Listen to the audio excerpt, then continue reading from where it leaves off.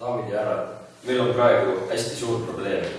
Probleem on see, et inimesed ei saa piisavalt enda ressurssi, oma kehalist ressurssi, oma keha piisavalt kasutada. Ja vähe sellest, et nad ei saa piisavalt enda ressurssi kasutada, nad ei saa selle enda ressursiga teistele inimestele heategusid teha. Ja me arvame, et see on piisavalt suur probleem, et me peaksime midagi ette võtma. Meie kaasuses on siis üks definitsioon, mis on siis inimorgan või doonororgan. Need on siis organid, mida saab siirdada, näiteks siis neerud, maks, kopsud, süda, pankreas või sool. Meie mudeliks on see, et me seadustame organite müügi, mis siis toimuks ainult riiklikul tasandil. See on siis riigihaiglates ja siis see seadus ei luba siis nagu erahaiglatel seda teha. Elusdoonor saab müüa ainult siis organit või tükki oma organist, mille puudumine pole otseselt tema elukvaliteedile kahjustab, mis on siis näiteks terve neertükk maksast või kopsust või siis pankreasist. Ja siis riik pakub inimesele haiglas organit ja siis inimene saab ise valida, et kas tal on piisavalt võimalusi selle jaoks või ei ole. Ja siis alati on võimalused, et see inimene kas võtab laenu või saab mingi haigekassa toetusi. Nii, aga see ei ole meie arvates selles väitluses oluline, vaid oluline on see, et see vahendus on alati riigi poolt reguleeritud ja ehk siis rahad ei liigu otse doonorilt üle siis patsiendile. Hinnad on kindlaks määratud mingi kuul kauplemisele ja nüüd ma räägin siis meie raamistikust. Meil on siis kriteerium, milleks on inimeste heaolu ja meil on meie arvates 2 tõestuskoormat või üks, et meie plaaniga on inimeste heaolu parem. Niisiis, meie põhiseisukohaks on see, et inimesel peaks olema piisav õigus oma kehalisele autonoomiale. Räägin teile 2 argumendist, ma räägin kehalisest autonoomiast, praktilistest kasudest ja Richard räägib teile siis teises kõnes mustast turust. Niisiis, ma tulen esimese argumendi juurde. Kehaline autonoomia. Meie arvates on kehaline autonoomia inimõiguste üks kõige fundamentaalsemaid väärtusi.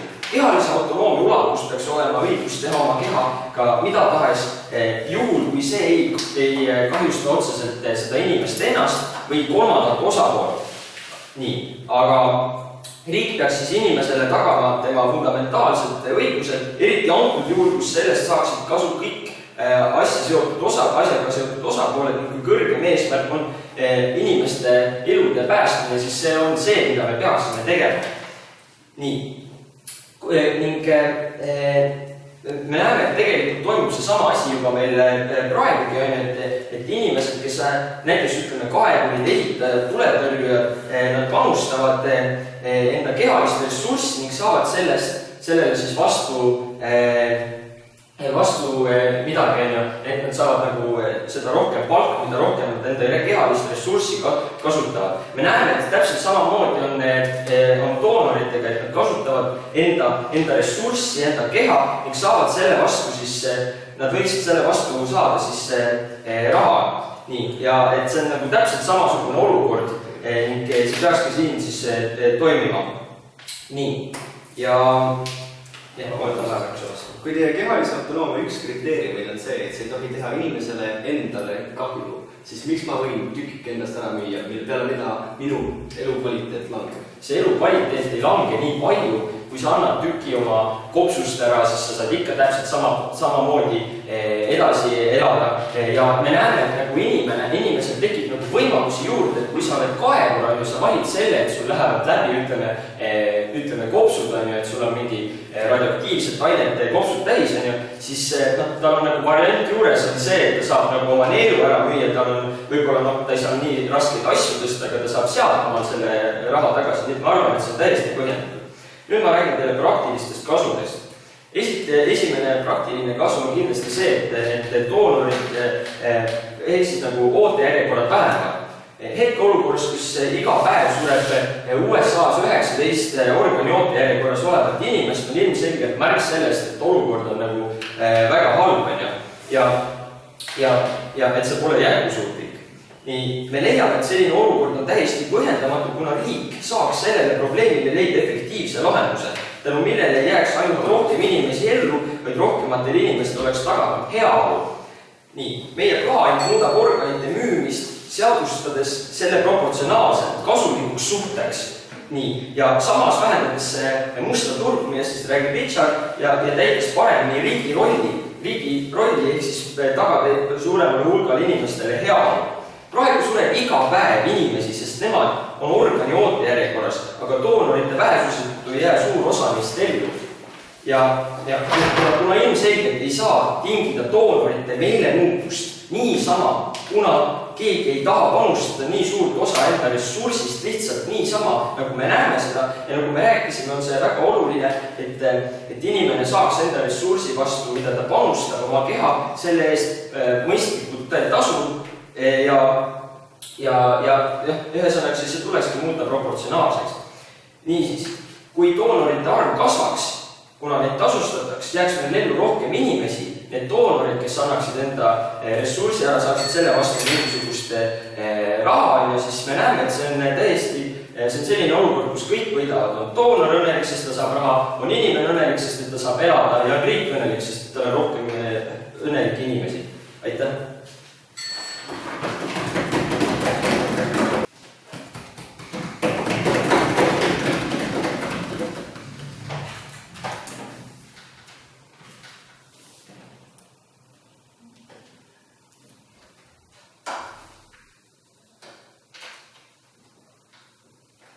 Daamid ja härrad, me nõustume sellega, et meil on probleem, et meil on järjekorrad ja inimesi sureb iga päev. Küll aga me ütleme, et see süsteem, mida kaitseb jaotus, ei ole kõige pädevam ning meil on pakkuda sellele alternatiiv. Ma liigun kõigepealt, teen paar ümberlüket ning siis liigun enda argumentide juurde, milleks on riigi roll ja alternatiivid. Esiteks, kui nad väidavad, et see kahju, mis ta ära annab enda kehast, ei ole talle nii kahjulik, siis tegelikult on küll, sellepärast et see, kuidas ta pärast edasi elab, ei ole võrreldav üldse sellega, kuidas ta on enne seda tüki äraandmist elanud, sest tal on palju suurem risk üldse elada, kui ta on andnud ära ühe neeru ning tal on jäänud alles üks neer, siis tal on lihtsalt risk elada ning sellega kaasnevad ka tohutud tervisekahjustused. Teiseks, kui nad ütlevad, et meil on kehaline autonoomia, siis jah, meil on kehaline autonoomia, küll aga riigina on meil seda õigus piirata. Ja seda ma räägin ka, miks seda on õigus piirata, räägime oma esimeses argumendis. See, et kaevurid panustavad igapäevaselt enda kehast midagi ja saavad sellest raha tagasi. Esiteks, see ei ole nagu analoogia, sellepärast, et nende elu kvaliteet ei lange nii drastiliselt, kui seda langeb pärast seda, kui sa annad ära ühe tüki enda kehast. Mis juhtub siis, kui sa annad oma neerana? Kuidas sul see igapäevane elu nii palju halvemaks läheb? Sul on üks neer, esiteks, sul on lihtsalt palju suurem risk kohe surra ning teiseks, meil on nagu mitu haigust, sul on nagu kergemini tuleb mingi kopsupõletik, vereklombid, südamekahjustused, kõik sellised tervisekahjustused, mis ei lase enam elada täisväärtuslikku elu. See, et meil on ootejärjekorrad, sellele ma vastan sellega, et meil on need alternatiivid, millest ma räägin ka oma teises argumendis. Ning see, et meil on küll kehaline autonoomia, küll aga me ütleme, et on moraalselt vale saada raha enda keha eest, sest esiteks meil on selline inimgrupp nagu vaesed ja sellest ma räägin ka oma esimeses argumendis, kuidas see neile eriti kahjulik on ning moraalselt vale on see, et sa teed endale kahju läbi selle, et sa annad endast nagu midagi ära. Nii, ma liigun siis oma argumentide juurde. Esimene on riigi roll. Riigi ülesanne on kaitsta oma inimesi. Meie riigi põhiline prioriteet on see, et inimesed oleksid terved, et meil oleks tervem ühiskond. Küll aga, kui me laseme inimestel müüa enda keha, siis me kaotame sellega terveid inimesi esiteks ning teiseks need inimesed ei saa enam elada täisväärtuslikku elu. Meil on õigus piirata nende vaba tahet, kui selle tagajärjel see inimese tervis kahjustub või tema ümber olevad inimesed saavad pöördumatult kahju, sest see on pöördumatu kahju, nad ei saa enam kunagi elada seda elu, mis nad elavad enne seda selle neeru andmist näiteks. sa pead olema ettevaatlik, sul on palju suurem risk saada mingeid tervisekahjustusi või lihtsalt surra. Pluss siinkohal ei. Ja kui me oleme riik ja nagu meil on selliseid olukordi mitmeid, me ei luba narkootikume sellepärast, et me teame, et inimestel tulevad sellest pöördumatud kahjud. Samamoodi me keelame selle organi müügi, sellepärast, et inimestel tekivad selle tagajärjel mingisugused pöördumatud kahjud. Ja riik ei peaks neid riskantseid olukordi veel juurde tekitama. Ja me ei peaks selliseid asju toetama. Pluss meil on sellised inimesed nagu vaesed, kes tunnevad ennast kui sundolukorras, sest neil ei ole raha ning nad leiavad, et ainus pääsetee, kuidas pääseda sellest nagu vaesusest, on see, et nad annavad midagi oma kehast ära. Me paneme nad sellega sundolukorda ning nad näevad sellega ainust võimalust, kuidas nagu vaesusest välja saada ja kuidas raha saada, on see, et nad panustavad midagi oma kehast, mille läbi nad kahjustavad ennast väga-väga palju. Seega nagu me ei leia, et see oleks moraalselt õige riigil lubada sellist asja ja riigil nagu lasta inimestel endale kahju teha selleks, et nad saaksid raha. Siis minu teine argument, alternatiivid. Meie arvame, et palju efektiivsem viis oleks kasutada organi müügi asemel sellist süsteemi nagu opt-out süsteem ehk väljahüppesüsteem. See kujutab ennast sellist asja, et sa oled automaatselt nimekirjad kantud ja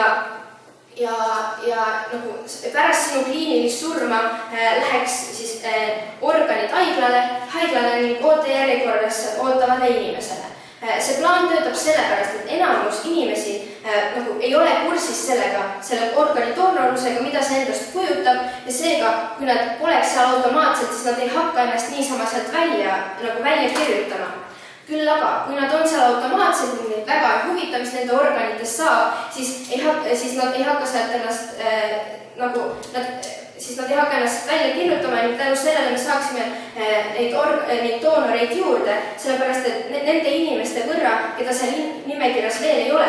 Aga see võimaldab ka seda, et inimene saab ennast välja sealt võtta, kui ta seda ei taha, näiteks mõne religioosse põhjusel. Me näeme, et see plaan töötab hästi, seda rakendatakse näiteks Hispaanias, mis on organi doonorluse arvuga maailmas juhtival kohal. Ning tänu sellele me saaksime need järjekorrad kaotada ning ilma selleta, et me teeksime inimestele kahju seda organi doonorluse probleemi lahendada. Aitäh!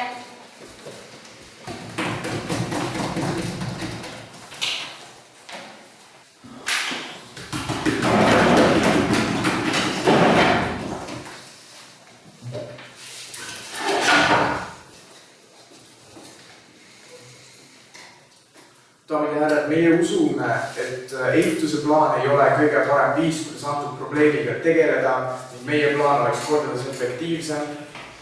Ma sooviksin kõigepealt lükata ümber nende 2 argumenti ja siis tuua sisse meie 3. must turg. Lähme siis nende esimese argumendi juurde ehk siis riigi roll. Meile väideti, et riigi roll on inimeste kaitsmine. Tõsi, riigi roll on kaitsta neid inimesi, kes lebavad haiglas voodites ning ei saa neid organeid. Meie plaani järgi kasvaks organi doonorlus niivõrd palju, et see riik saaks kaitsta neid inimesi, kes seal lebavad. Meile väideti, et organi doonorlus on väga kahjulik doonorile. Põhimõtteliselt meie saime sellise signaali eitus, et nemad on üldse doonorluse vastu nagu põhimõtteliselt sellepärast, et mingisugused pikaajalised kahjud kaasnevad sellega. Meie ütleme seda, et iga inimene, kes annetab selle organi, teab neid riske ja ta teeb selle valiku ratsionaalselt, sellepärast, et see on tõesti suur valik, mida teha. Samamoodi on näiteks suitsetamise ja alkoholi joomisega. Kõik inimesed, kes seda teavad neid riske, nad teavad, mis olukorda nad panevad oma keha, kui nad siiski teevad seda vaatamata nendele pikaajalistele kahjudele. Inimesed, kes suitsetavad, ei suitseta sellepärast, et see on asi, mis aitab neil elada. Inimesed, kes annetavad, müüvad ära oma organi, selleks, et saada raha, mis hoiab neid elus, teevad seda sellepärast, et nad vajavad seda raha, mis hoiab neid elus. Nii. tõsi, kuid siiski see võrdlus on alles, et see on ratsionaalne otsus, mitte mingisugune suur surve. Ei, aitäh. Meile väideti, et vaesed inimesed hakkavad tundma, et neid kuidagi sunnitakse oma organeid siis annetama, kuid tegelikkuses praeguses maailmas nad põhimõtteliselt tunnevadki ennast samamoodi. Ainus vahe on selles, et nad lähevad annetama need organid mustale turule, kus need protsessid ei ole nii läbimõeldud, ei ole nii ohutud ning et inimesed saavad palju suuremad kahjud. Meie plaani järgi need vaesed inimesed saavad ühe võimaluse veel, kuidas eneseteostust teha ning nad saavad ohutu viisi selleks. Liikudes edasi nende teise argumendi juurde ehk siis alternatiivid. Nemad tõid välja meile sellise väljahüppesüsteemi, siis iseenesest on väga vahva asi. See ei välista mitte kuidagi meie plaani. Need kaks asja saavad koos töötada väga hästi, kuid ainult sellest ei viisa, sellepärast, et kui USA's iga 4. patsient saab ainult selle organi, siis see tähendab seda, et meil peaks põhimõtteliselt inimesi surema 4 korda rohkem, et kõik need inimesed saaksid need organid kätte. See ei ole absoluutselt õige. Meie plaan aga annab inimestele motivatsiooni annetada oma organeid ja see on mitu korda parem kui see, et me lihtsalt jääme lootma selle peale, et rohkem inimesi sureb ära. Samuti on ka see, et me ei saa neid organeid sealt surnud inimesed sama hästi kätte, ehk siis need ei pruugi alati olla kõige paremas konditsioonis, need kopsutükid võivad olla täiesti ära suitsetatud ning tahmased. Me ei saa loota selle peale, me peame motiveerima noori inimesed, et annaks oma terved organid inimestele, kes neid tõesti vajavad. Ma liiguksin edasi meie 3. argumendini, mis on siis must turg. Kõigepealt räägime natuke sellest, kuidas see üldse töötab. Meie leiame, et on põhimõtteliselt 2 erinevat viisi. Esiteks on sul siis inimesed, keda sunnitakse oma organeid annetama, ehk siis nad põhimõtteliselt röövitakse ära ja need lõigatakse välja. Mõnikord see inimene jätakse ellu, mõnikord mitte. Kui nüüd meie plaan läheks käiku, siis seda lihtsalt ei juhtuks.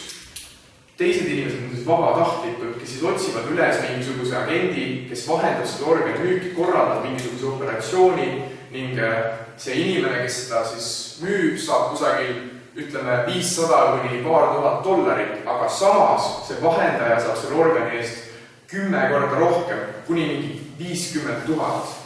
Must turg on 20% neerude siirdamisest üleüldse. Me ei saa seda probleemi mitte kuidagi ignoreerida, sellepärast, et selle musta turu väärtus, kui me räägime organitest, on kusagil 2,1 miljardit $.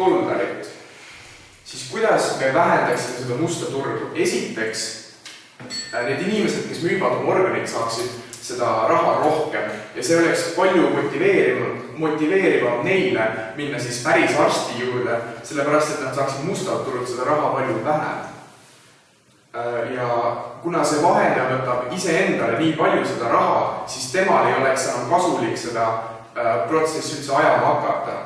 Samuti inimesed ei usaldaks neid musta turu tegelasi enam, sellepärast, et neil on see valik ja võimalus minna päris arsti juurde. Et mitte keegi ei tahaks minna mingisuguse suvalise inimese juurde, kes ütleb, et ta on arst, kui ta saab minna päris arsti juurde ja siis põhimõtteliselt meie plaan vähendaks seda suurt probleemi väga palju, kuid eituse plaan jätaks musta turu täielikult alles, sellepärast, et nemad ei motiveeri inimesi mitte kuidagi annetama neid organid, see must turg kuidagi kaoks ära. Niisiis, meie päästaksime palju rohkem elusid ja paneksime päris paljud kurjategijad vangi. Aitäh!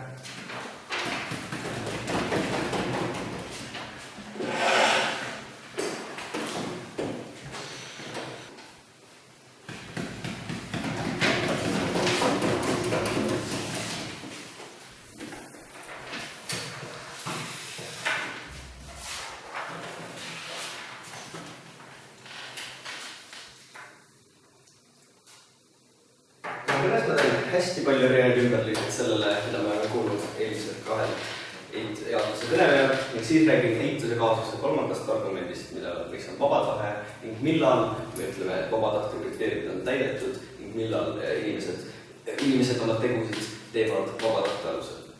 Enne seda on ümberlükkeks. Nende esimene argument on see, et inimestel on kehaline autonoomia ning kui mul on kehaline autonoomia, mul peaks olema õigus seda kasutada. Selle argumendi sees, et täna ei keelustaks kedagi narkootikumi kasutamast. Täna me seda ka teeme, nii et me näeme, et see õigus ei ole absoluutne. Ja kui nad ütlevad nende kriteeriumiks, millal sa võid kehalist autonoomiat kasutada, on see, kui sa esiteks ei kahjusta teisi ning teiseks kahjusta iseennast, siis muidugi teisi sa ei kahjusta, aga sa kahjustad alati iseennast. Sest isegi kui see kahju on väike, isegi kui see kahju võib olla nagu pika aja pärast, siis ikkagi fakt, et 10 aasta pärast, kui sul teine neer võib olla läbi ja sa sured suurema tõenäosusega, see on ikkagi kahju, mis sa iseendale teed. Need nad ei täida iseenda kriteeriumid. Siis me ütleme, et kehaline autonoomia pole väärtus iseenesest, sest nende kaevurite näide, miks see on erinev, on see, et me täna juba teeme kõike, et need kaevurid turvalises kohas hoida. Me teeme täna kõike, et need kaevurid oleksid erinevates kombinatsioonides ning igal pool, kus meil on võimalik need inimesed tehnoloogiaga asendada, me juba teeme seda. Väga raske on teha sinu elu ilma neeruta palju lihtsamaks, väga raske on teha sinu elu, kus sul pole neerud turvalisemaks sulle endale, sest sa ei saa lihtsalt seda kuidagi lihtsalt asendada. Siinkohal. Nii et ainuke juhus, kus nad võiksid öelda, et me võime kasutada kehalist autonoomiat, et sa võiks enda organit müüa, on see, kui meil on seda ühiskonnale väga vaja.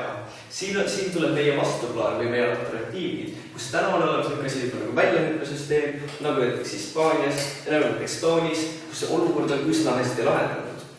Ja olukordades, kus me üldiselt näeme, et meil on 2 alternatiivi mingi väärtuse saamiseks ühiskonnas, võimalus, kus me saame inimesi kahjustada, võimalus, kus me ei pea inimesi kahjustama, siis me ühiskonnale alati valime selle, kus me inimesi ei kahjusta. Näiteks väga palju ohtlikud tööd, kus inimesed ei saa füüsiliselt lähedal olla ja täna on robotitega lihtsalt sellepärast, et need inimesi ei säästa.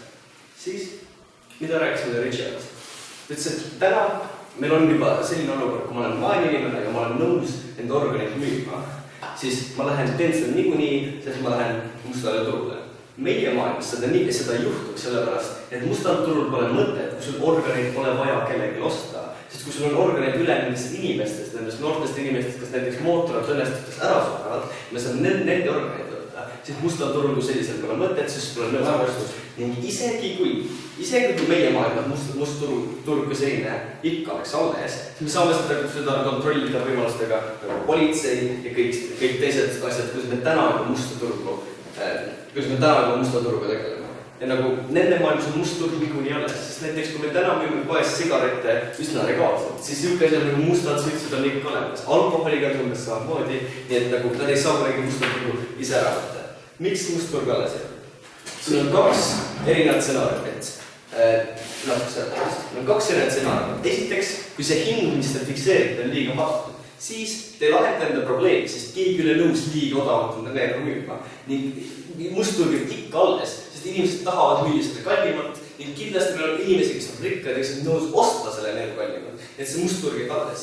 Teine variant, kui te peate liiga kõrge hinna, siis inimesed, kes ei ole nõus või ei ole võimelised seda kõrget hinda maksma, nad lähevad alati musta turu juurde. Ning kui te ütlete, et riik on piisavalt tark, et te saate selle hinna keskele panna, siis see keskmine hind on subjektiivne. Minu asi, mis on minu jaoks kallis, võib-olla teise inimese jaoks odav, sest temal on lihtsalt nii palju rohkem raha, et see keskmine on alati subjektiivne. Ma võtaks selle sigarettide musta turu ja organite vahe on see, et sigarettide mustal turul odavamad. Meie aga oleme ära tõestanud selle, kuidas mustal turul ei saaks inimene seda raha sama palju. Aga must turg on selline asi, mis alati nagu on nõus nagu adapteeruma sellele uuele situatsioonile. Kui uus situatsioon, kus must turg lihtsalt peab pakkuma need organid odavamalt, sest muidu need ei saaks konkureerida legaalse turuga, siis muidugi need nõus need odavalt müüa. Sest täna on võimalus teenida palju kasutada. Nüüd vaba tahe. Vaba tahe on selline asi, mis on instrumentaalne. Kuidas see tähendab, et sinu vaba tahe on väärtuslik ainult siis, kus on täielik õigus selle kasutada. Me täna riigina sellist asja juba austame. Ja see tähendab, näiteks kui mina teen mingi kriminaalse teo, samal ajal kui keegi hoiab relva mu kuplal, siis me teame, et isegi kui mina tegin selle teo, siis see ei olnud minu vaba tahe, sest mul oli sundolukord, kus ma ei saanud teda vabalt kasutada. Kui sa oled inimene, kel tõesti pole enam teisi väljapääsuteid, kui sa tead, et sa oled vaene, sa näed, et sinu elus sa ei tunne mingit õnne. Ainuke asi, mis sind õnneni võiks viia, on see, kui sa oled natuke rohkem raha ja siis oled sellises sundolukorras, kus tegelikult sinu õigust kehalisele autonoomale ja vabale tahtele pole, sest sul ei ole lihtsalt võimalust seda kasutada. See on samamoodi, miks sõjaväed väga tihti professionaalsed sõjaväed väga tihti kooslevad väga vaestest inimestest ka sõja ajal. Sest nad teavad, et neil on väga suur võimalus surma saada. Nad on ikka nõus sinna minema, sellepärast, et see tundub kõige lihtsam viis raha teha. See on samamoodi nagu täna Iraanis on lubatud organeid müüa ja seal kõik need inimesed, kes müüvad, on vaesed, sest nad tunnevad, et neil ei ole mitte mingit teist võimalust seda raha teenida. Ning kõikide nende põhjustel palun hääletage eitus.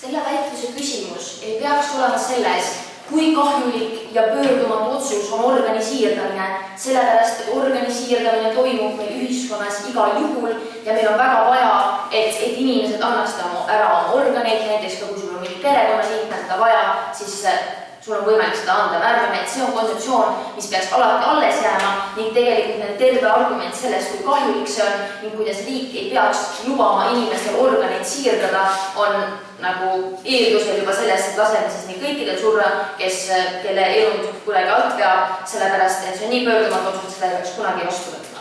Esiteks ma räägin argumendist õigustus ja teiseks ma räägin kasudest ja kahjudest. Ehk siis need kokkuvõtvad punktid, mida ma siin väitluses nägin. Esiteks õigustus. Me näeme, et kuna meil see organi siirdamine peab nii toimuma, siis tegelik küsimus on selles, kas raha lisamine sellesse võrdlusesse kuidagi siis muudab seda otsust, kuidagi muudab selle nii kahjulikuks, et me ei peaks nagu raha sinna juurde panema. Me arvame, et raha tegelikult on just see faktor, mis muudab selle suhte proportsionaalseks ning motiveerib seda inimest siis andma ära endast midagi, et midagi tagasi saada. Me arvame, et tegelikult see raha annab võimalusi inimesele ennast rakendada ning me ei räägi inimestest, kes võiksid teha ükskõik mida, vaid tihtipeale me räägimegi inimestest, kellel on valida väga raskete erinevate füüsiliste tööde vahel ning nüüd me annaksime neile veel ühe võimaluse, mida valida, kuidas ennast ühiskonnas rakendada ning kuidas endale leib lauale tuua. Me arvame, et tegelikult me võime üritada ja aidata nende kaerude tingimusi paremaks teha, aga tegelikult me ju kõik teame, et neil lähevad varakult liigesed läbi, me tegelikult ei saa nii hästi seda nagu parandada, me teame, et meil on palju ka igasuguseid kraavikaevamistöid, lisaks on meil olemas näiteks politseinik või tuletõrjujad, kes selle nimel, et endale raha teenida, ju riskivad sellega, et nemad võivad tänase päeva jooksul surma saada. Me arvame, et me lubame inimestel seda teha, sest esiteks meil on neid inimesi vaja ja teiseks me anname inimesele selle vabaduse otsustada, mida ta teha taha.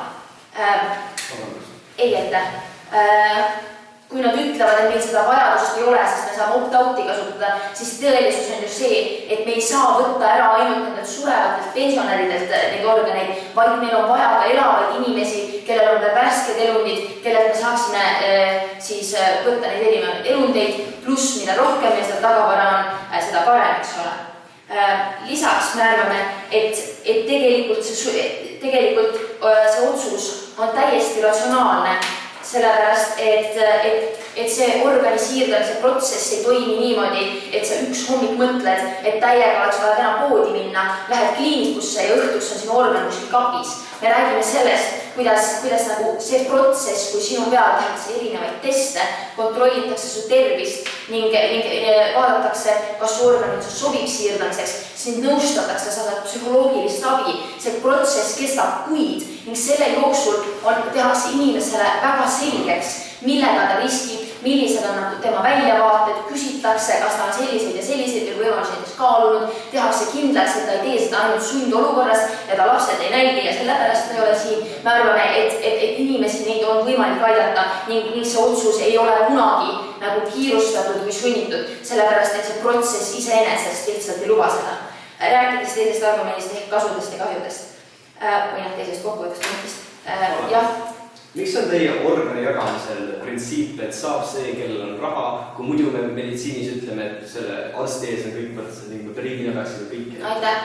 Esimeses kõnes sai siis öeldud, et asi toimub järjekorra alusel, hind on fikseeritud. See ei ole, palju sa oled siis oma elu jooksul raha teeninud või kui tervislik sina ei olnud, riik sind selle peale hinda, sa oled selles järjekorras sellest hetkest alates, kui sa kliinikus oma nime kirja valid ning siis, kui sa selle summa maksad, siis sa selle organiga saad. Ühtlasi me aitame inimesi, kellel võib-olla selleks raha ei ole, erinevate meditsiiniabipakettidega olenevalt sellest, mis selles riigis parasjagu võimalik on, eks ole. Rääkides kasudest kahjudest. Me arvame, et meil on hetkel nüüd nagu valida nende kahe plaani vahel. Üks on see, et meil on olemas nii opt-out kui ka siis müük, meil on võimalikult palju organeid, me tahame aidata võimalikult palju inimesi ning päästa neid nagu 19 inimest, kes päevas surevad. Ma arvan, et iga viimase kui ühe elu on väga oluline. Nemad tahavad teha ainult opt-out'i ning me tegelikult ei saa aru, nagu miks selle müügi lisamine on siis niivõrd palju hullem, et me peaksime selle tegemata jätma. Me arvame, et kui meil on rohkem organeid ja meil on värskemaid organeid, siis me igal juhul päästame rohkem inimesi ning tegelikult nagu, see on igal juhul kasulikum, sest me ei saa kõiki neid organeid nendelt surnud pensionäridelt. Meil on vaja seda, et meil saaksid käia uued värsked inimesed. Lisaks rääkides sellest mustast turust, me arvame, et ka musta turu puhul kehtib see, et iga väikegi osa, mis me sealt ära võtame ning iga väike kurikael, kellelt me siis seda raha vähemaks võtame, on juba väga suur võit ning iga inimene, kes ei sure valge kaubiku tagaistmel, on ka meie riigi jaoks äärmiselt suur võit. Lisaks me arvame, et need inimesed, ükskõik kui vaene sa oled, siis nagu sa oled valmis võtma seda laenu või võtma kuskilt seda riigi käest seda raha, pigem kui siis minna kuskile imeliku kaubikusse, sest me räägime inimese elust, me räägime tema tervisest ning see on alati inimestele kõige olulisem. Me arvame, et nad ei valiks musta turgu, kui meil on legaalne alternatiiv. Seega me arvame, et me päästame väga palju inimesi, tagades neile turvalise keskkonna, kus siis seda teha, me ei toida enam kuritegevust ja tegelikult kõik võidavad. Aitäh!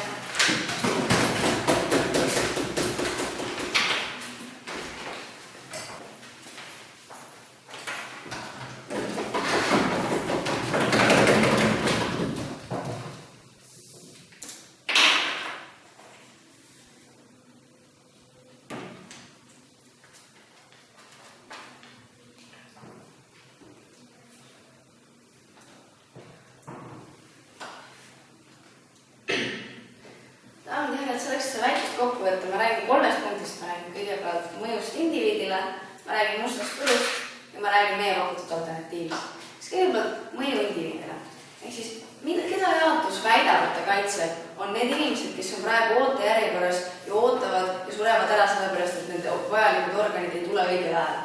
Nüüd, seejuures, kuigi nad tõepoolest võib-olla kaitsevad neid inimesi, nad ekspluateerivad neid inimesi, kes on pandud sellesse sundolukorda, kus nad on sunnitud müüma oma neeru. Nende plaan saab töötada ainult siis, kui meil on olemas need inimesed, kellel on raha vaja nii hädasti, et nad on valmis enda küljest tüki ära andma, et nad saaksid selle raha, mis aitaks neil edasi elada. Eks me näeme, kuidas meil on mingisugune ühiskonnagrupp, keda jaotus kogu aeg ära kasutab, et selle plaan saaks eksisteerida.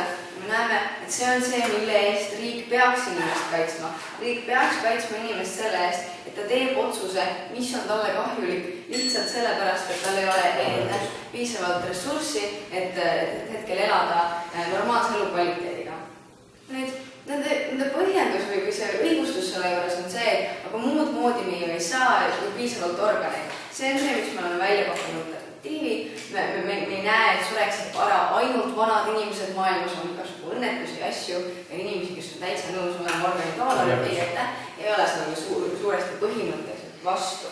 Nüüd, Nad ütlevad, et kõik saavad vajaliku organi ja ei ole seda nagu finantsipõhist või majanduslikku seisupõhist segregatsiooni ja kõik on järjekorras ja kõik saavad ilusti. Aga mis on nendest inimestest, kellel ei ole üldse raha, et mingit organit osta, see on see, miks meil on hädavajalik, et meil oleks süsteem, kus on olemas võimalus, et sa ei maksa oma organi eest, vaid oled haigla ootejärjekorras ja see toimub nii, nagu see praegu toimub, võib olla siis hoopis meie pakutud alternatiivse süsteemi alusel, kuid ikkagi nii, et inimesed kõik saaksid organi isegi, kui ei ole väga palju finantsilise ressurssi, jah.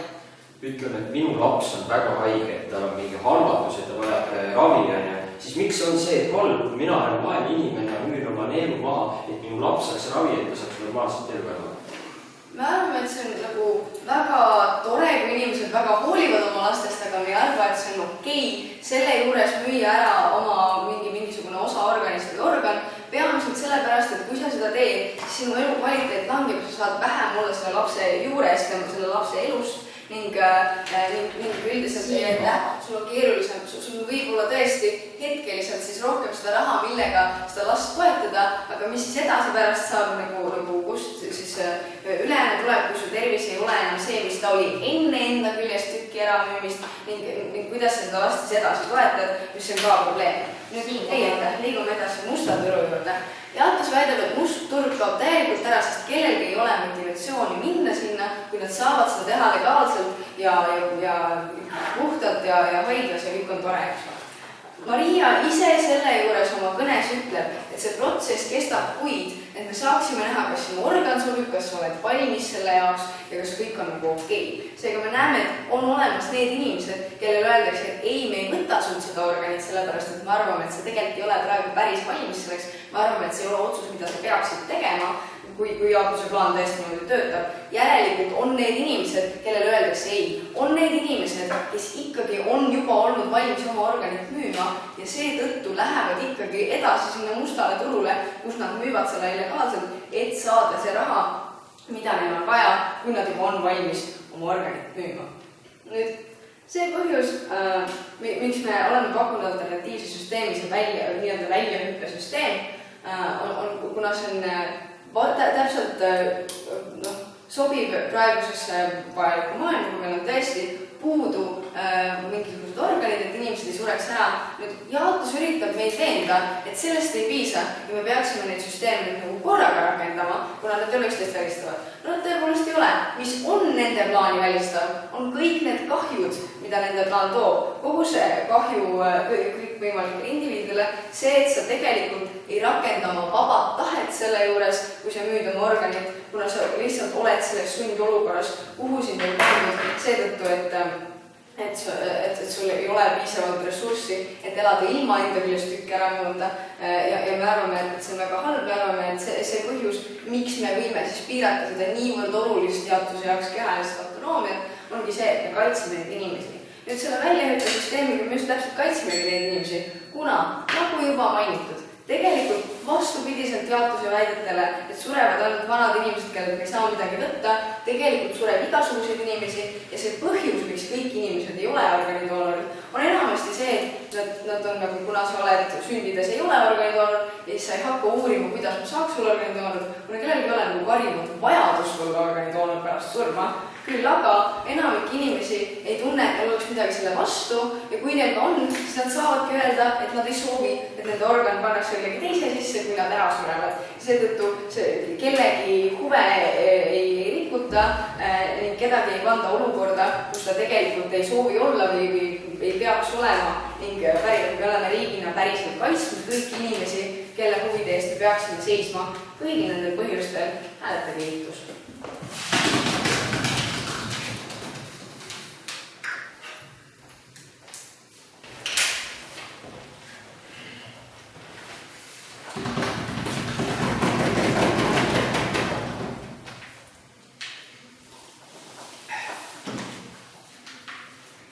Kui mina otsustan, et väitlemine pole päris see, millega ma tegeleda tahaksin ning kanged narkootikumid on midagi palju lahedamat, siis kui ma see esimest korda otsustan, peale seda mul ei ole võimalust öelda, et ma tegelikult ei taha. Mul ei ole võimalust öelda, et ma tegelikult ei taha neid teha, sellepärast, et me selleks hetkeks oleme juba sõltuvuses. Selline mudel on täna meil ühiskonnast keelatud. Isegi kui mina subjektiivselt arvan, et mind teeb see õnnelikuks, see on ainuke asi, mis ma elust otsin, siis riik ikka ütleb, et mina pole piisavalt tark nagu agent, et seda otsust teha. Samamoodi, kui ma müün neeru, siis see ükskord, kui ma otsustan, ma ei saa seda pärast enam tagasi võtta. Ma ei saa minna selle inimese juurde, et ei, kuule, see asi, mis sul seal sees on, see on minu oma, kas sa palun annaksid selle mulle tagasi. Ja eriti maailmas, kus isegi kui ma narkootikume tahtsin tegema hakata, ma ei olnud selles sundolukorras. Keegi ei öelnud mulle, et narkootikumid on sinu elu ainuke väljapääs. Keegi ei öelnud mulle, et narkootikumid on see, mis teeb minu elu paremaks. Siis kui sellises olukorras on juba keelatud, siis neeru müümine on veel üks aasta veel halvem.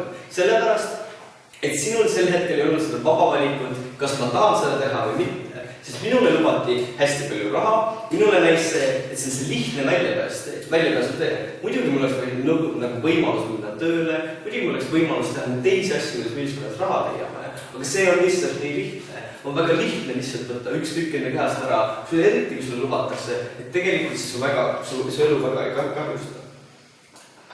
Miks see pole vaba? Sest sul lihtsalt ei olnud teist teed ja samamoodi me ei luba sul teha pöördumatu kahjus otsuseid, kui sa oled sellises olukorras. Näiteks, kui keegi on mul väga võlgu, siis ma ei saa talle öelda, et näe selle võlakatteks, ma võtan su enda orjaks, sellepärast, et temal sel hetkel ei ole teisest valikut.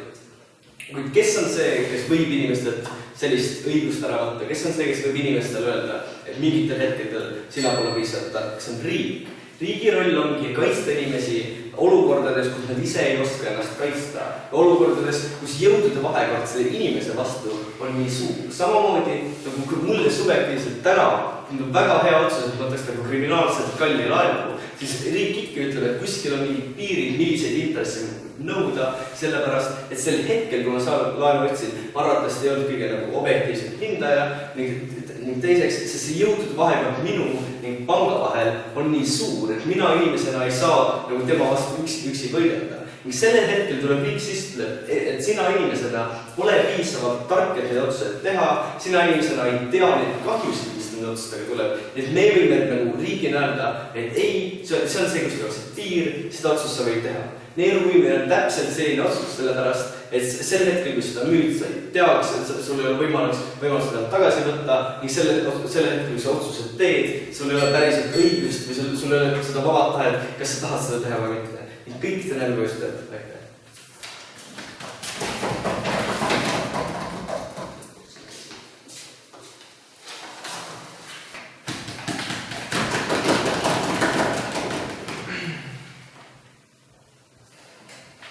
Meie arvates peab õige riik olema selline, kus inimesed saavad praktiseerida oma kehalist autonoomiat, mitte selline, kus inimesel on alati kaasas mingi lapsehoidja, kes vaatab kõike, mida ta teeb ja ei luba tal osasid asju teha.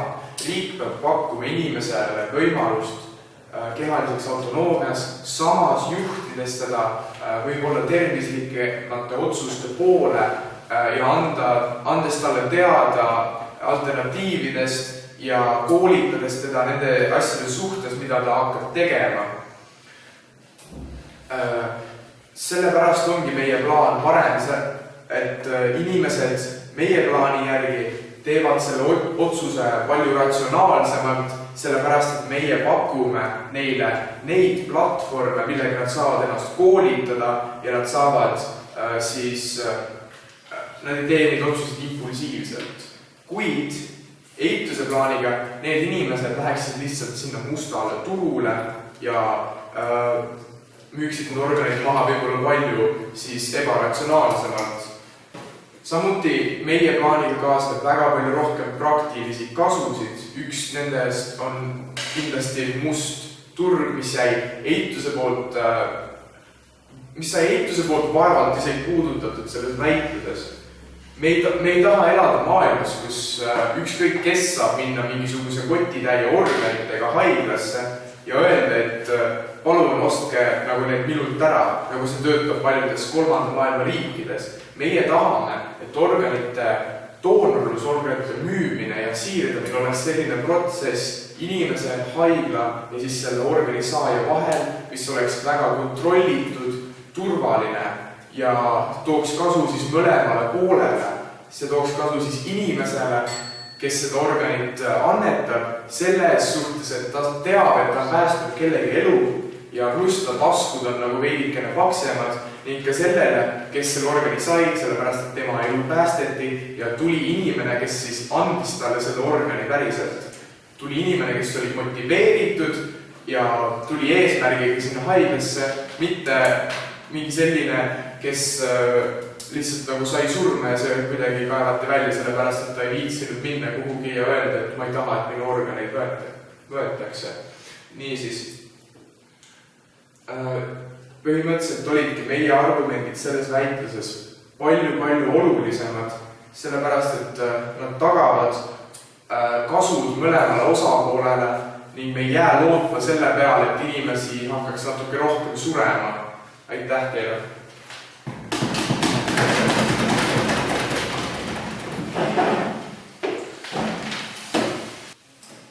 Suur tänu teile väitlejatele väga hea väitluse eest. Annaksin nüüd siis tagasi, et teeksin seda põhimõtteliselt 3 osas. Kõigepealt mõtleks ära, kes võitis selle antud väitluse. Räägiksin nendest põhjustest, miks see võistkond seda väitluse võitis. Seejärel tooksin välja mõned üldised märkused, mis antud väitluses silma torkasid ja mida teistes väitlustes tulevikus võiks silmas pidada. Ning viimase asjana räägin mõningatest asjadest, mida tähendab üksikute väitlejate juures, aga mis samamoodi võiks tulevikus olla läbimõeldud ja teistmoodi tehtud.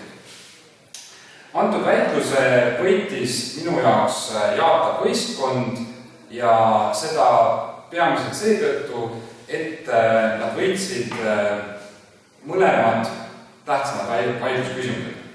Need vaidlusküsimused olid esiteks kehaline autonoomia, selle ulatus ning kas ka antud juhul tuleks kehalist autonoomiat austada või mitte. Teine vaidlusküsimus oli must turg ning kuidas see kas siis kahaneb või ei kahane emmas-kummas maailmas, mida tiimid meile esitasid. Esimene suur vaidlusküsimus, kehaline autonoomia.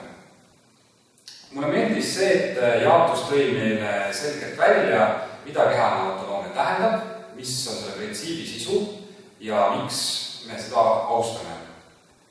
Samamoodi tõi jaatav võistkond juba esimeses kõnes välja mõningaid näiteid sellest, kuidas me juba austame inimeste kehalist autonoomiat, tõendades, et see printsiip tegelikult päris maailmas juba kehtib. Selle vastu eitav võistkond tõi välja, et antud juhul võiks kehalist autonoomiat mitte austada, sestap, et juhul, kui me seda plaani rakendame, inimesed kahjustavad ennast, nad teevad seda pöördumatult ja see kahju on endale suur. Nagu Jaantus väga õigesti see pea välja tõi, on doonorlus samas siiski ju lubatud. Me lubame inimestel vabatahtlikult juba tänasel päeval ennast kahjustada, seada ennast ohtu.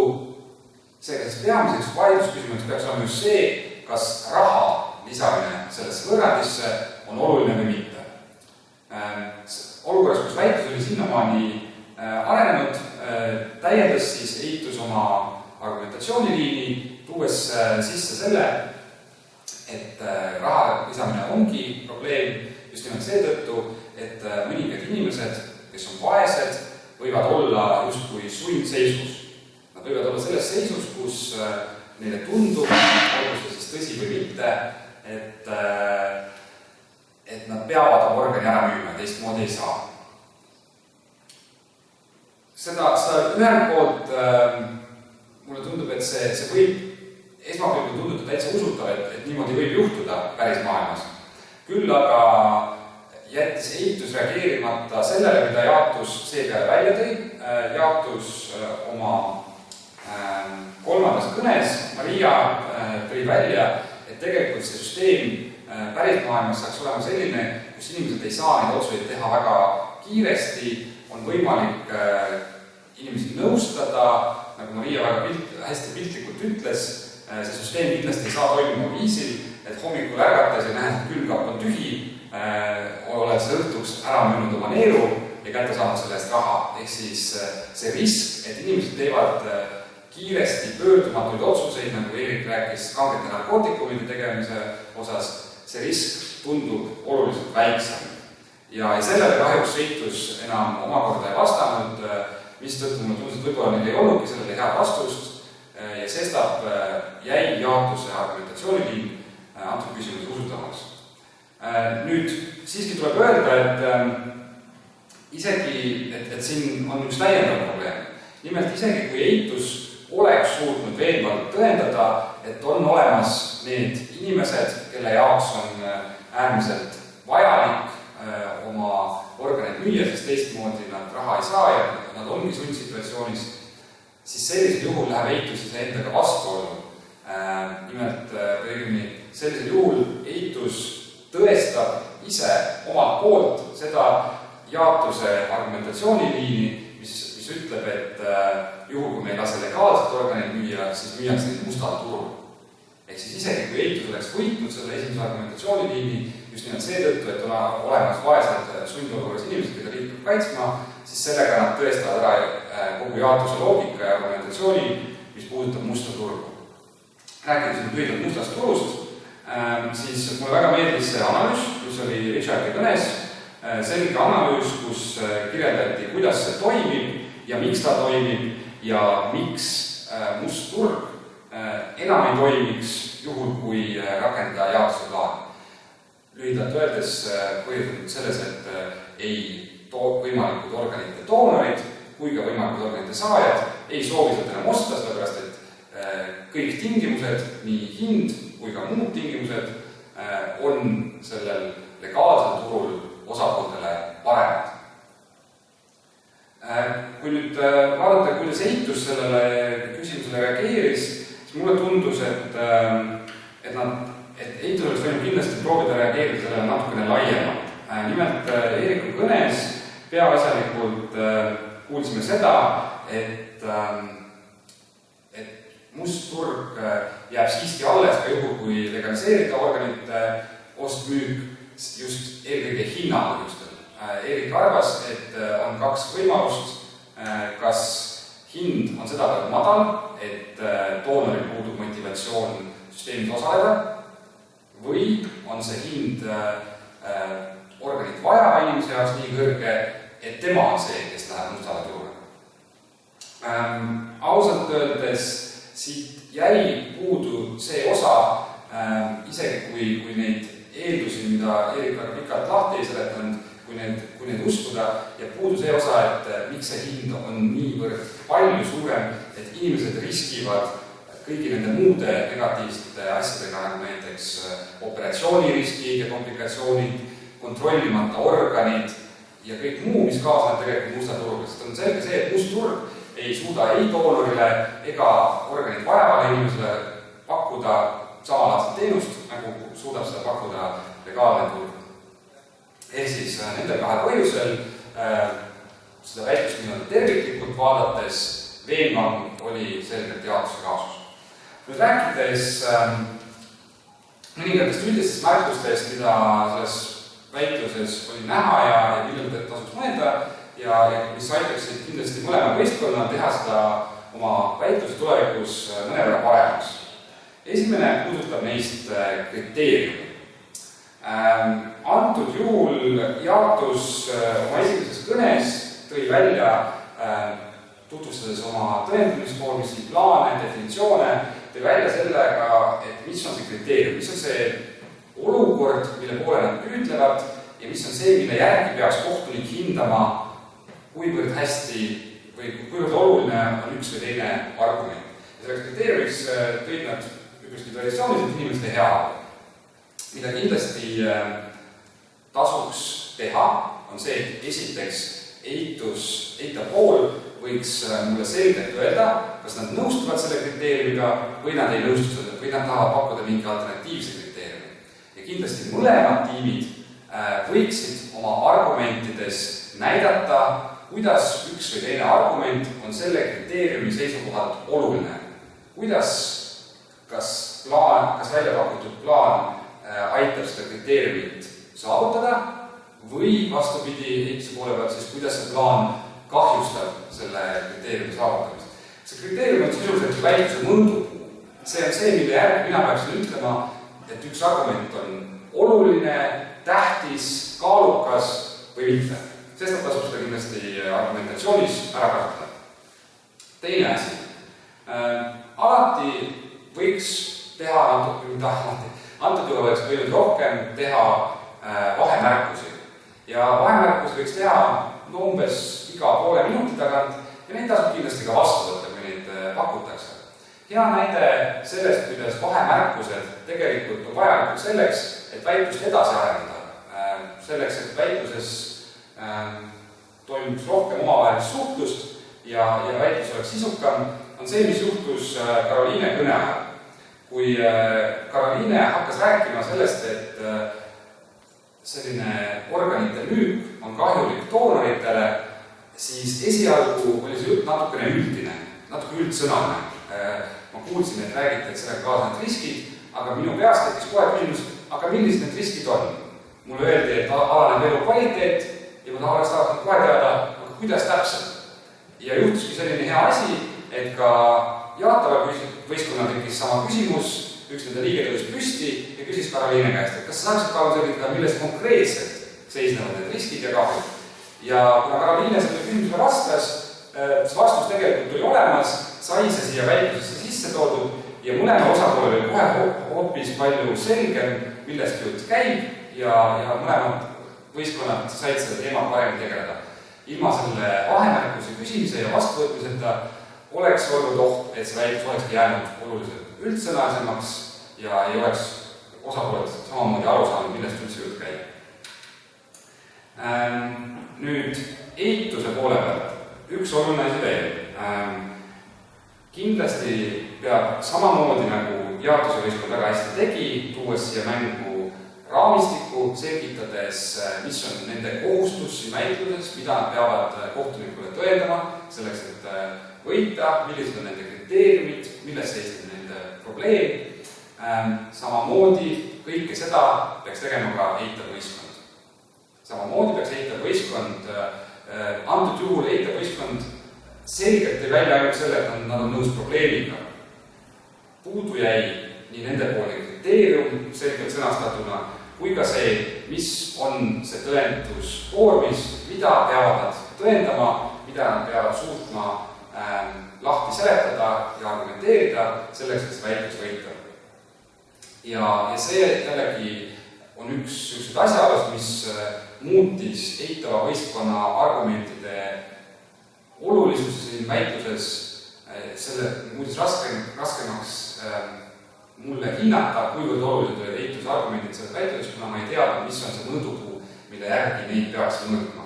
Et ütleme niimoodi, seda kriteeriumit võis küll aimata nendest argumentide sisust, aga kui see oleks olnud selgelt väljendatud, ma usun, et see oleks aidanud ka neid argumente hinnata tugevamatena, kui nad antud juhul olid.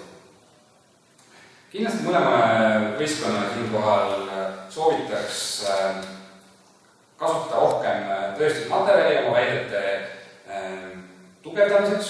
On selge see, et kui te suudate oma mõtteid loogiliselt põhjendada, siis see on hea ja vajalik. Aga samamoodi oleks vaja tuua näiteid sellest, mis aitaksid mul mõista, et teie jutt ei ole mitte ainult teoorias loogiline, vaid ka päris maailmas asjad niimoodi juhtuvad, nagu te väidate, et nad juhtuvad. Näiteks, kui jaatav võistkond räägib mustast tulust ja räägib sellest, kuidas inimesi röövitakse või siis on need vaesed inimesed, kes on valmis väikese rahast organit müüma, siis tooge mulle mingeid konkreetseid näiteid mingitest riikidest, kus sellised asjad toimuvad. Ja rääkige mulle mõni, kui teil ei ole mingit statistikat, rääkige mõni lugugi. Samamoodi eitava võistkonna puhul teine aspekt, mis kindlasti tõendamise juures on see, et seda oma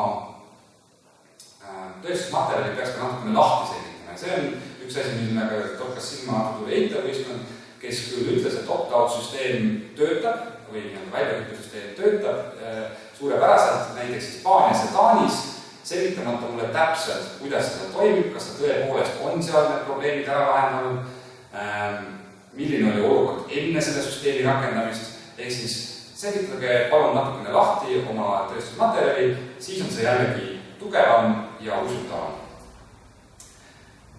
Üldine märkus vastuplaanide kohta. Esimene asi, kui te eitusest kavatsete tuua alternatiivse vastuplaani, palun selgitage, kuidas see plaan ja valitsuse pakutav plaan teineteist välistavad. Antud juhul oleks saanud välistavus seisneda näiteks selles, et eituse plaan, väljahüppesüsteem lahendab ära organite puuduse probleemi ja sestap jaotusplaani pole lihtsalt vaja. Et ei ole vaja korraga rakendada mõlemad plaani, vaid piisab sellest, kui me rakendame väljahüppesüsteemi ja ühesõnaga keegi ei peagi enam müüma ja ostma organi. Teine asi, vastuplaan tuleks kindlasti esitada oma kõne alguses. Sellepärast, et see vastuplaan, kui te seda kasutate, on osa sellest üldisemast raamistikust, millest me just rääkisime ja mis tuleks esitada kohe kõne alguses, sellepärast, et see võimaldab mõista kõiki teie väiteid seoses sellega, et meie plaan on palju parem. Enne kui ma ei ole kuulnud, millest teie plaan täpselt seisneb, on väga raske hinnata, kas see on parem või halvem kui see, mida on pakkunud jaotus. Ja samuti viimane üldine märkus väitluse kohta puudutab võtmeargumentide esitamist. Kui teil on oma plaanis mingisugune suur põhimõtteline argument, siis alati on hea tuua see võimalikult vara väitluses sisse. Tõsi ta on, et siin väitlusformaadis eeldatakse, et võistkonna teine kõneleja toob juurde mõningaid uusi suuri mõtteid, aga kindlasti, kui teil on mõni mõte, mis on eriti oluline, aga te jätate selle teise kõnelejale, te võite ju selle ära mainida kohe esimeses kõnes, öelda vähemalt vihjata sellele, mis on see suur argument, mis tuleb. Ja kindlasti on suurte argumentide esitamiseks liiga hiline hetk võistkonna kolmas kõne.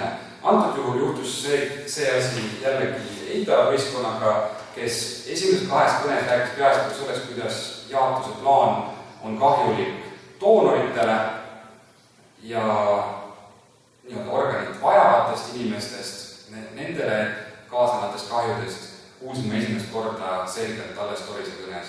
Ja see on selgelt liiga hilja, esiteks sellepärast, et see on natuke ebaaus teisele võistkonnale, kes ei saa enam sellele sisuliselt vastata, ja teiseks, kui te toote mingisuguse mõtte nii hilja väitluses sisse, siis jällegi, kuna selle üle sisuliselt väitlust ei toimu, siis ta ei muutu selles väitluses oluliseks küsimuseks. See on lihtsalt üks väike mõte, mis tuli kuskil hilises etapis väitluse sisse ja ta ei ole sugugi sama kaalukas kui need mõtted, mille üle on toimunud elav diskussioon varasema 5 kõne vältel. Nii, hästi kiiresti need personaalsed märkused.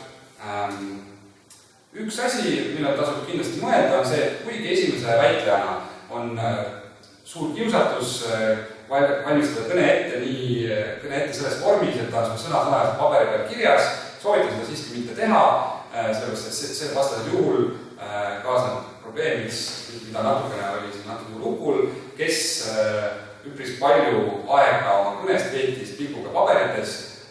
See on lihtsalt veenvam ja usutavam, kui te räägite suunata oma jutu otse kohtunikule, kui te suudate seda peast esitada või võtme või mingite punktide, üksikute sõnade toel suudate seda esitada, see näitab, et te olete selle läbi mõelnud ja te tõepoolest usute sellest, mida te räägite. Teisalt jälle, kui me räägime nüüd vahemärkustest, siis need võib küll endale rahulikult valmis kirjutada, enne kui te neid vastasvõistkonna pakkuma hakkate, sellepärast, et vastasel juhul võib juhtuda selline piinlik olukord, kus te tahate teha vahemärkust, seega võetakse vastu ja siis see vahemärkus sest teil on raske vahemärkust selgelt ja lühidalt esitada. Sellised vahemärkudest kahjuks ei ole kasu ei selle esitajale ega mitte ka väitlusele tervikuna, sellepärast et kui vahemärkust aru ei saada, on sellega raske sisuliselt vastutada. Lõpukõnedes on kindlasti hea ka seal hoida selget struktuuri, nagu te kindlasti teate, siis lõpukõned on see koht, kus peaks eelkõige võrdlema nii-öelda kahte maailma, mida esindab jaotuse, mida kaitseb jaatav võistkond ja maailma, mida kaitseb eitav võistkond. Ja nendes neid nii-öelda maailmu võib võrrelda päris mitut moodi, et näiteks võib oma lõpukõne struktureerida erinevate osapoolte järgi. Antud väitluses on meil kaks tähtsat osapoolt, on potentsiaalsed doonorid ja need inimesed, kes vajavad organeid, oleks täitsa näiteks hea võimalus olnud antud väitluses niimoodi rääkida.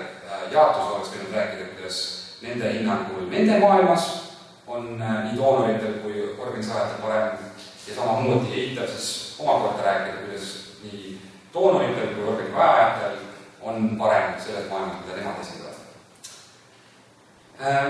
Mõningate kõnede puhul oli tempo väga hea, rahulik, võimaldas kõigil väitlusest osavõtnutel ja ka kohtunikul need mõtted kirja panna, neist aru saada. Mõningatel puhkudel tempo kipus minema natukene liiga kiireks. On arusaadav, et mõtteid on alati rohkem, kui jõuab ühes väitluses välja öelda.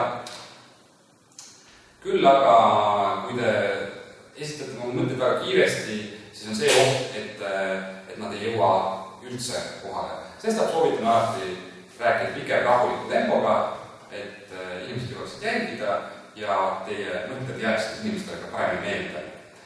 Ja viimase asjana üks hea nipp, mis aitab kõnedes hoida järge ja võib-olla rõhutada ja paremini esile tuua seda, et teil on kõnedes selge struktuur, on see, kui te viitate oma kõne sees sellele struktuurile.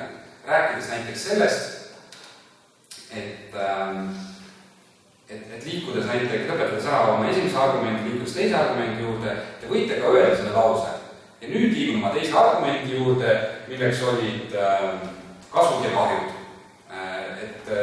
Või et nüüd ma räägiksin oma argumendi teisest alapunktist, mis räägib nendest vaestest inimestest, et kui te niimoodi sildistate oma struktuuri, on see oluliselt paremini jälgitav ja hiljem ja mis on üks väga lihtne praktiline põhjus, mis on see oluline, on see, et kohtunikud ka märkmeid tehes otsivad seda struktuuri, kui te teete selle struktuuri leidmise neile lihtsaks, siis on neil pärast oma märkmetest palju paremini aru saada, kuidas seda väitlus arenes ja nad leiavad õiged argumendid, õiged küsimused selle paberi pealt lihtsalt üles ja kuna see väitluse hindamine on subjektiivne, mingi piirini, nagu te teate, siis te tahate ometigi ju kohtuniku töö võimalikult lihtsaks teha. Suur tänu!